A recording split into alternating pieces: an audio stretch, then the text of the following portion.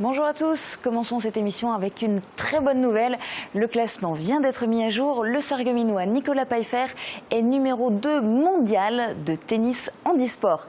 Bravo et bonne continuation. À la une aujourd'hui sur Mosaïque, pas de sport, mais l'aménagement du territoire avec du changement à Guébenouz. Le dernier jour du mois d'août a été marqué par une double inauguration, celle de la mairie et de 4 nouveaux logements qui viennent renforcer l'offre de SCH, Sarreguemines Confluence Habitat. Dans un instant, dans le JT, vous découvrirez ces bâtiments. Mosaïque est allé à la rencontre des habitants qui les occupent. Mais d'abord, le sommaire complet de cette émission. Avec l'agglo, plus belle la vie.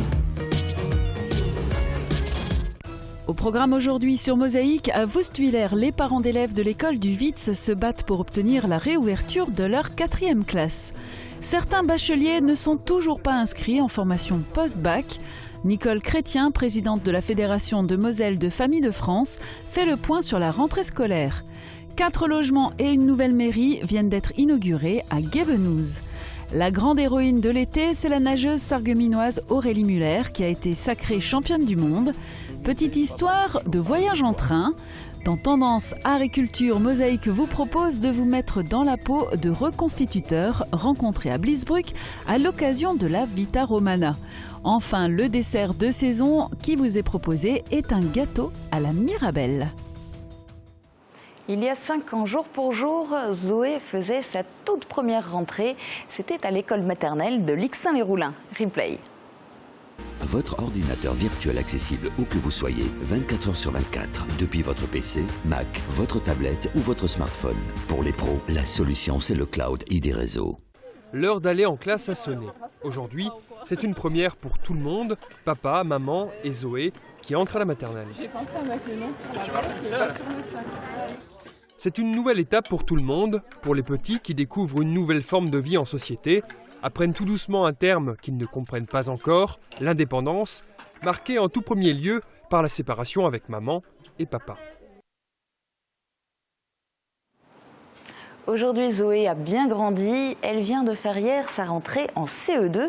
Quant à son petit frère Noah, sa première rentrée à l'école, ce ne sera que l'année prochaine. On passe à l'actu dans un instant, juste après les news côté ciel. Regardez les prévisions de Météo France présentées par Sandrine Serbino. 7,6% des accidents du quotidien ont pour origine l'activité domestique. Assurance accident de la vie, la sécurité par tous les temps. Bonjour tout le monde, pour demain, la fraîcheur s'installe réellement. La situation n'évolue pas beaucoup et le ciel reste encombré avec quelques averses possibles en matinée. Côté température, elles n'évoluent pas beaucoup non plus, elles partent de 8 à 11 degrés le matin et iront jusqu'à 17 à 19 degrés l'après-midi.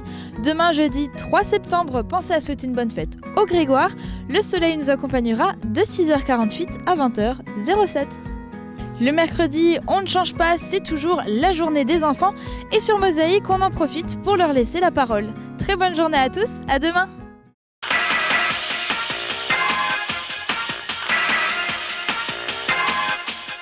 Est-ce que tu peux m'expliquer pourquoi c'est important d'aller à l'école ? Pour avoir un bon travail après.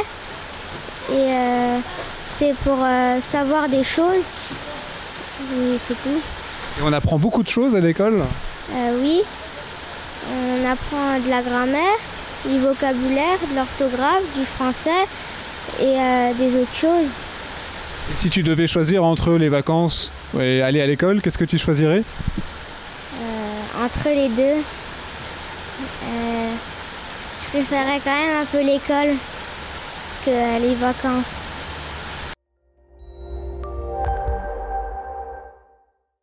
Je parraine un ami et tout le monde y gagne. Mon filleul, ma banque et moi. Au Crédit Mutuel, un client satisfait rayonne. À la une aujourd'hui dans le Républicain Lorrain, en page régionale, le ministre des Anciens Combattants, Jean-Marc Todeschini, était de passage au lycée Blaise Pascal à Forbach hier. Cet établissement veut se servir de l'enseignement moral et civique, nouveauté de cette rentrée, comme d'un levier pour améliorer les résultats scolaires. Du côté de Forbach, c'est aussi l'heure du bilan pour les enfants du charbon. Objectif atteint avec 6000 spectateurs au total sur les 5 représentations de Gueule Noire, la nuit des hommes, et à guichet fermé le dernier soir. Enfin, en page locale, le RL a fait la rentrée avec des écoliers de Sarreguemines et du Pays de Bitche. L'actu du secteur en images, voici le JT de Mosaïque.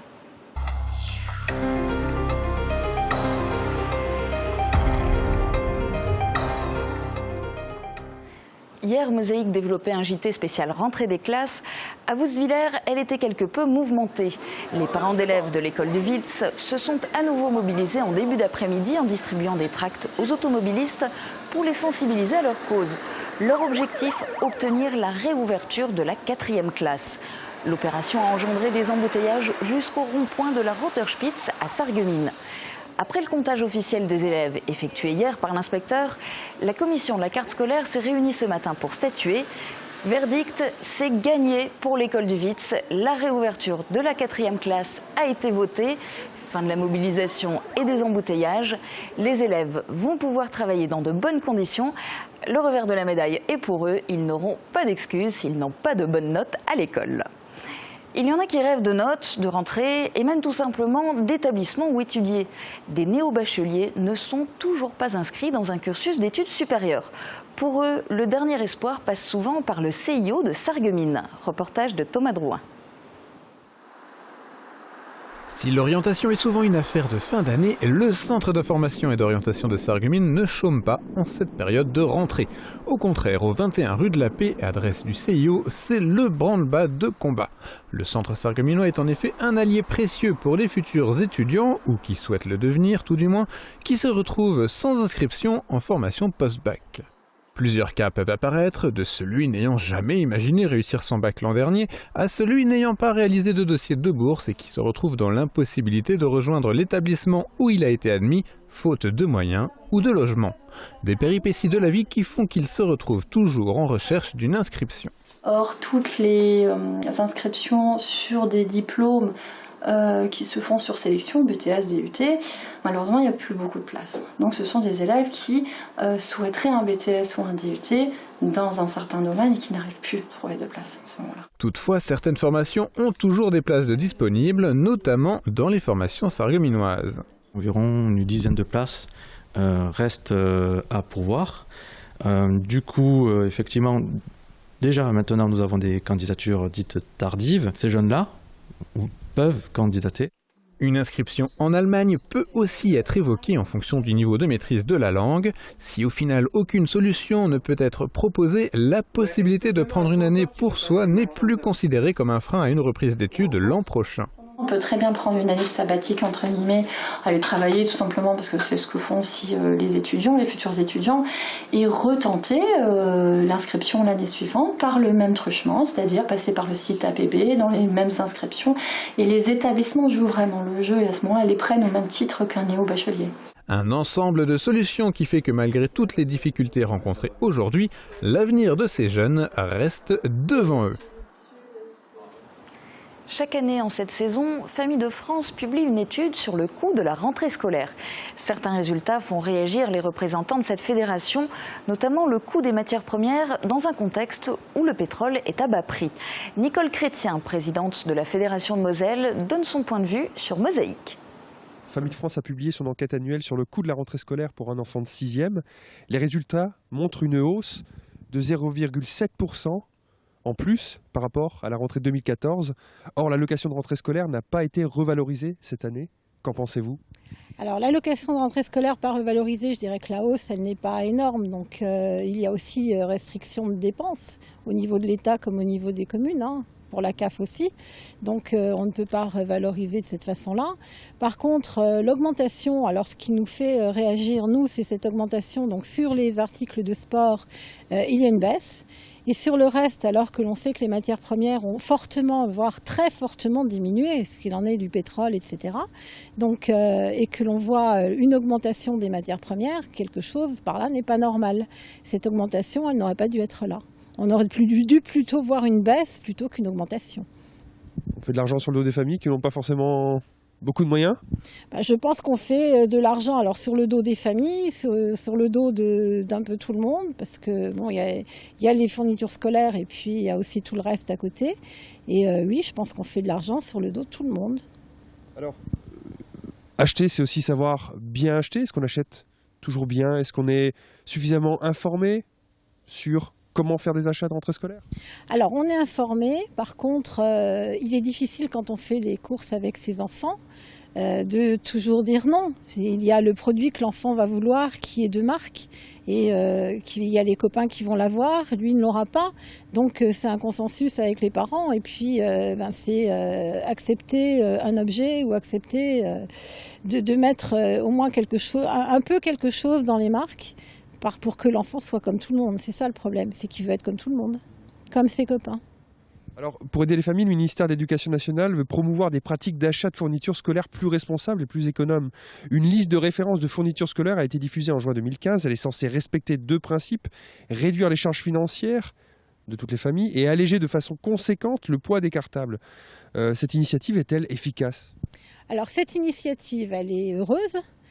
Efficace, oui et non. Il y a toujours certaines demandes qui sont exagérées de la part du corps enseignant. Il y a des instituts et des profs qui n'ont encore pas eu connaissance de cela et puis qui ne le mettent pas en route.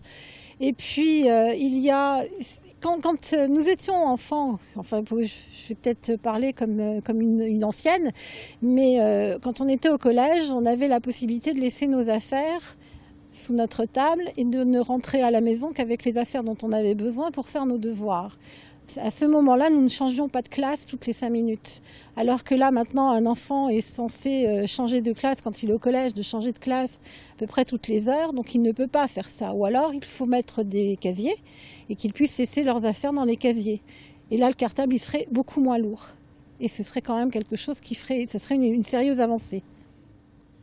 Il y a cet aspect cartable lourd. On va revenir un peu sur l'aspect charge financière pour les familles, en particulier celles qui touchent l'allocation de rentrée scolaire.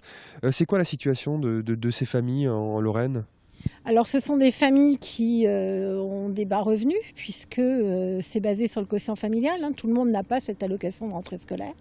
Et ce sont des familles qui sont beaucoup dans le besoin et cette allocation est importante pour eux. Par contre, ce qui est dommage, c'est qu'elle soit donnée de la même façon à tout le monde. C'est la même somme pour tout le monde et ce qui serait bien, c'est de penser aux enfants qui rentrent au collège et qui rentrent au lycée et que l'allocation soit plus élevée pour cela parce qu'il y a, une fois le collège, il y a les livres qui rentrent en ligne de compte.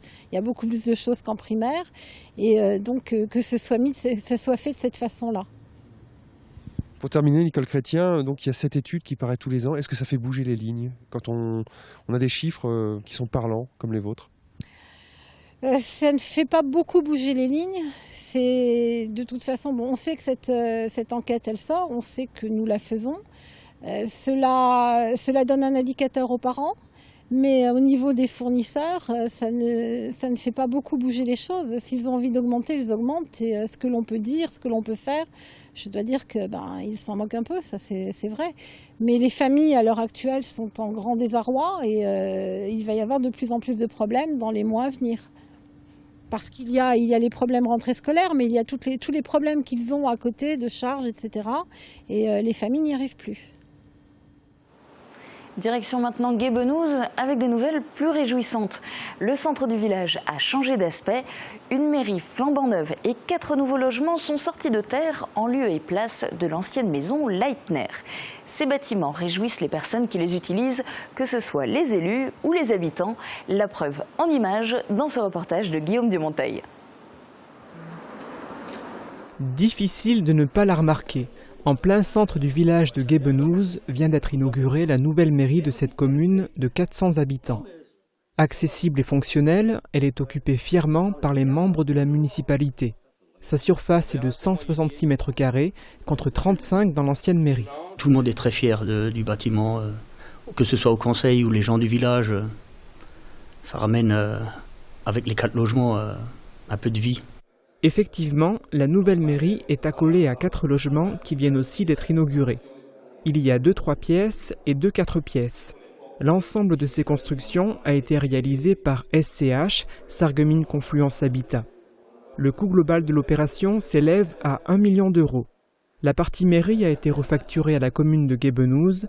Quant au reste du financement, il a été assuré par SCH avec des fonds propres, une subvention de l'État, une autre de la casque, ainsi que par des emprunts. J'espère simplement que les moyens dégagés dans l'avenir par l'État ne continuent pas à se restreindre.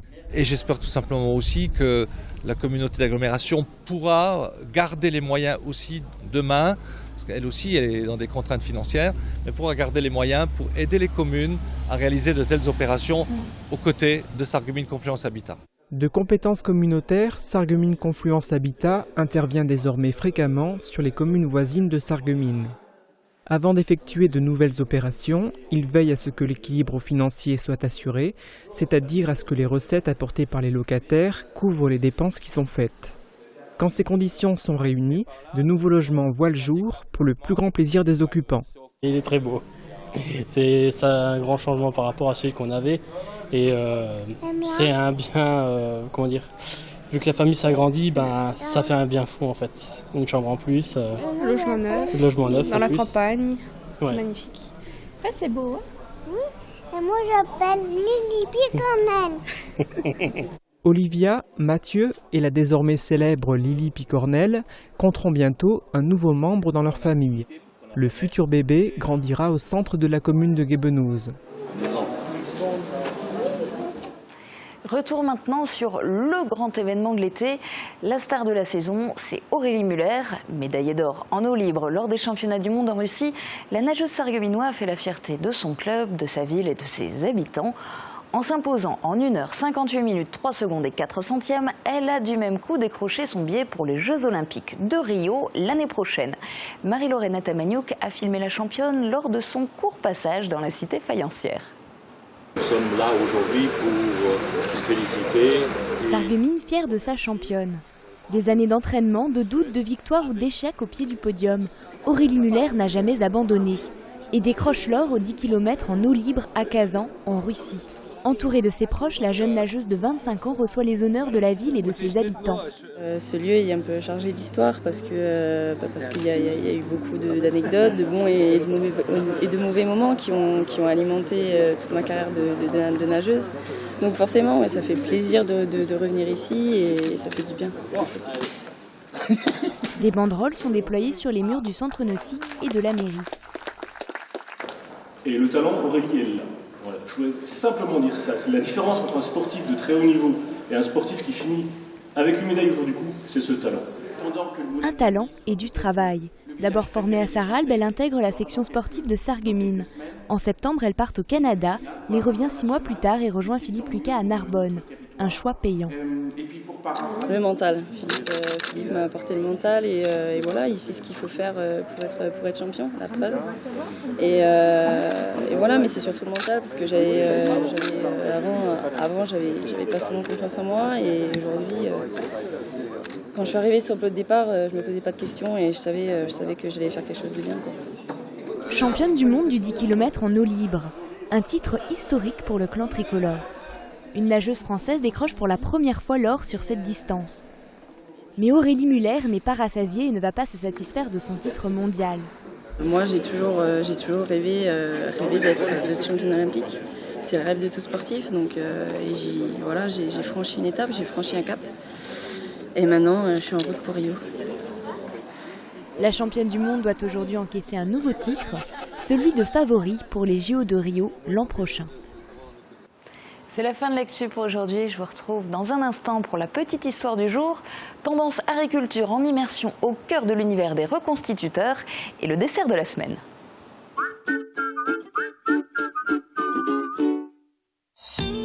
New Fitness à Sarreguemines, c'est 2000 m² de vitalité et 15 ans d'expérience à votre service. À votre disposition, une équipe dynamique et professionnelle qui vous fera découvrir les nombreuses activités disponibles. Zumba, Fit Crossing et le tout nouveau Fit Jumping. Passionnés de sport, nos coachs diplômés d'État se feront un plaisir de vous accompagner. New Fitness, le club de sport à Sarreguemines. Pour une rentrée réussie, Majuscule Sarreguemines vous propose un très large choix de marques en papeterie et aussi en sac. Eastpak, Quicksilver, DDP, Tans. Et pour les jeunes branchés, Little Marcel, Astérix, Ben et Watibi. Des gammes complètes pour un vaste choix. Majuscule Sarreguemines, au bureau comme à la maison, à côté du Grand Frais.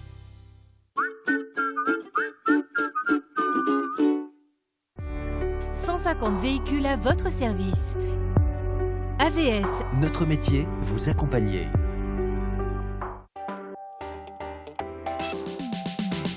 Principalement, je m'occupe donc dès la base de la planification. Demain sur Mosaïque, au boulot avec Raphaël Schaeffer.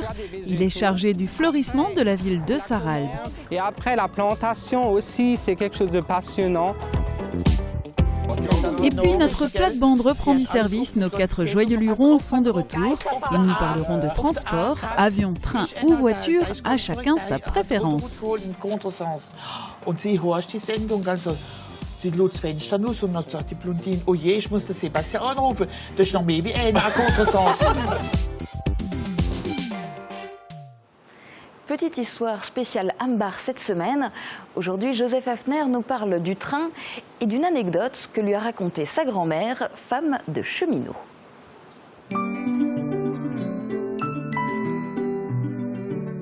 FBS, du bon temps par tous les temps.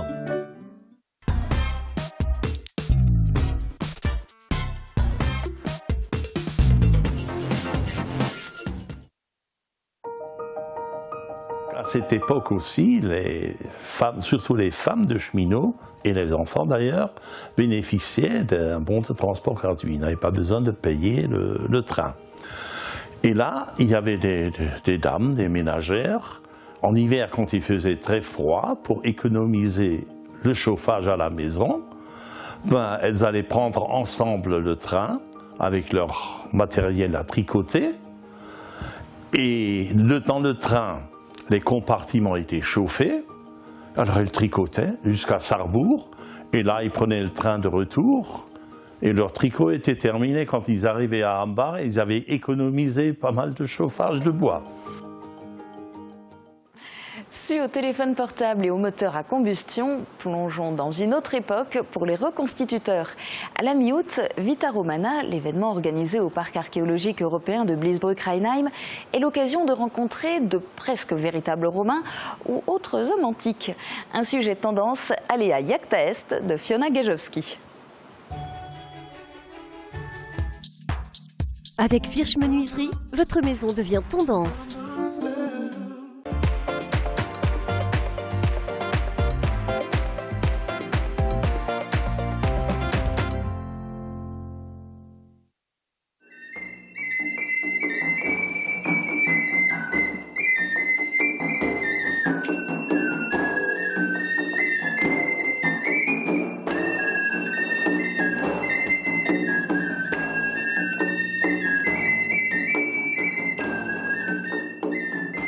Sur ce week-end de Vita Romana, vous avez ici différentes structures qui se complètent et ayant chacune leur spécialité. Ce n'est pas une seule et même structure qui vient avec l'ensemble des stands. Vous avez un groupe qui vient avec la médecine antique qui est spécialisée. Vous avez une association d'attelage qui vient d'Arles et qui fait les courses de chars. Vous avez des artisans qui présentent différents pôles d'artisanat. Et vous avez mon équipe qui vient pour les combats de gladiateurs et les légionnaires romains. Chacune de ces troupes travaille toute l'année sur des recherches pointues dans les textes, dans l'archéologie, pour le sujet qui la passionne. Donc les médecins vont chercher tous les textes qui parlent de médecine, vont chercher les objets archéologiques et ils présentent dans différents sites, un peu partout dans l'année, le fruit de leurs recherches. Pour la métallurgie, ils sont des spécialistes de métallurgie qui essayent de voir comment on pouvait faire cette métallurgie dans l'Antiquité. Les souffleurs de verre, pareil, c'est des artisans, des vrais souffleurs de verre. C'est pas juste comme ça, mais tiens, si demain on souffle du verre, c'est pas possible. C'est un artisanat qui nécessite une vraie pédagogie, un vrai savoir-faire. Et donc, pour ce savoir-faire, il faut des professionnels, il faut des gens dont c'est le métier. Donc, l'équipe qui vient là d'Ardèche et qui présente le verre, ce sont des professionnels. Ils viennent, ils présentent leur travail de souffleur de verre, mais avec des recherches qu'ils ont menées sur se travaille dans l'Antiquité et des reproductions d'objets antiques. Donc c'est quand même très très pointu, hein. On n'arrive pas là comme ça, demain on décide de faire du verre. Et c'est pareil pour les gladiateurs, l'équipe qui est ici s'entraîne régulièrement avec moi, elle est composée de deux groupes, un groupe d'amateurs que j'entraîne régulièrement et un groupe de professionnels qui travaillent avec moi tous les jours et qui ensemble, l'année dernière, ont réalisé 3250 combats, hein. On est une trentaine. Et donc du coup, c'est forcément, il y a derrière tout un long travail. Chacune de ces troupes vraiment vient avec un vrai savoir-faire, un vrai travail de recherche. Et je pense que c'est essentiel. La saison des Mirabelles touche à sa fin, l'occasion d'en manger encore un petit peu. On passe au dessert avec un délicieux gâteau aux Mirabelles. Original et de qualité, les cuisines Aviva présentent entrée plat dessert. Aviva, la cuisine qui vous va.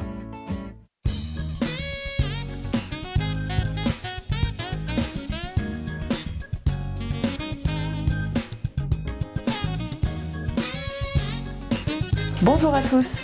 Pour terminer notre menu cette semaine, je vous propose encore un produit de saison, notre chère Mirabelle. Et cette fois, on va la cuisiner dans un gâteau avec des amandes et du chocolat. Pour ce gâteau, commencez par fouetter les œufs avec le sucre. Lorsque le mélange est blanchi, ajoutez les amandes en poudre et la pincée de sel. Mélangez et ajoutez la farine et la levure. Faites fondre le chocolat avec le lait et incorporez à l'appareil. Farinez légèrement les mirabelles et incorporez délicatement à la pâte. Versez le tout dans un moule à manquer ou un moule à cake beurré et fariné et enfournez à 180 degrés pendant 35 à 40 minutes. Un peu de sucre glace lorsque le gâteau est refroidi et le tour est joué. Pour réaliser cette recette, il vous faudra 3 œufs entiers, 50 g d'amandes en poudre, 160 g de farine, 80 g de sucre en poudre, 150 g de chocolat au lait ou de chocolat noir, un sachet de levure chimique, une pincée de sel fin, 15 centilitres de lait et 450 g de mirabelles propres et dénoyautées. Et on peut également adapter cette recette sous forme de muffins, idéal pour le goûter des enfants. Mais à ce moment-là, il faudra réduire le temps de cuisson au moins de moitié. Bon appétit!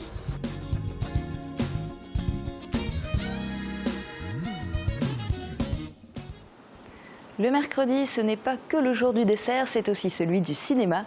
N'oubliez pas de faire un tour sur la page Facebook de Mosaïque pour tenter de gagner une entrée gratuite pour le film de votre choix, valable notamment au Cinéma Forum de Sarreguemines. Bonne chance pour le tirage au sort et bon ciné. Très bonne journée à tous, à bientôt. Plus de sport sur Mosaïque, retrouvez-nous en direct de Bissheim dans le Haut-Rhin pour la 3e journée de championnat de CFA 2. Le SFC aura à cœur de décrocher sa première victoire de la saison. Ne manquez pas la rencontre samedi à 18 h en direct sur Mosaïque.